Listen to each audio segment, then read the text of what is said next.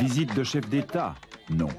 Retour au village de son enfance d'un citoyen illustre qui retrouve, après bien des années, dans cette foule familière, l'un de ses tout premiers compagnons de jeu.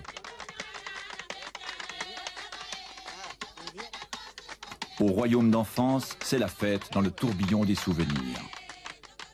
Comment était-il, le petit Léopold Sédar des années 1910? Est-ce que vous aviez tendance à commander? Est-ce que man donne à commander? Bouba. Beaucoup.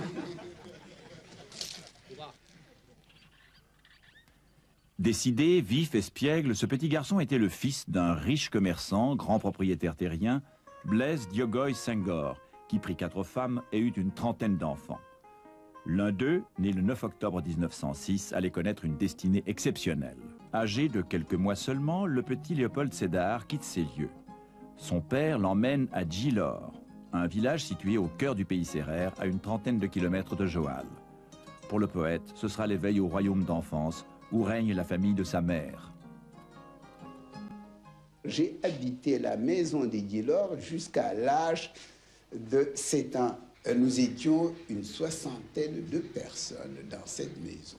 Et nous jouions là, dans la cour, avec une dizaine de frères et sœurs.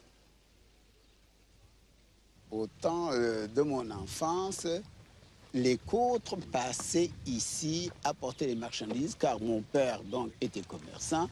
Il y avait là un séco d'arachides, il achetait des arachides et il les expédiait à Rufisque par les côtres. Vous bavardiez facilement avec votre père? Oh non, pas beaucoup. C'était un grand respect. Pas beaucoup. On l'appelait l'homme cororé. Le matin ou le soir, il y a les gardiens des troupeaux qui venaient le voir, lui rendre compte, des villageois qui venaient le saluer. Je vous dis, c'était une villa au sens romain du mot. À quelques pas de la demeure familiale, à la fois discrète et majestueuse, une tombe attend la visite du fils. Quand j'étais enfant, à Djilor, on m'appelait Sédar Gnilan, c'est-à-dire Sédar, le fils de Gnilan. J'étais de la famille de ma mère et le chef de la famille était mon oncle maternel, Wali Bahoum.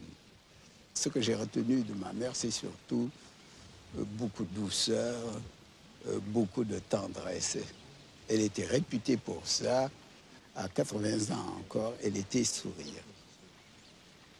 La famille de ma mère est d'origine musulmane, mais du côté de mon père, on était de famille chrétienne. Mon père était chrétien, mais il vivait comme un animiste.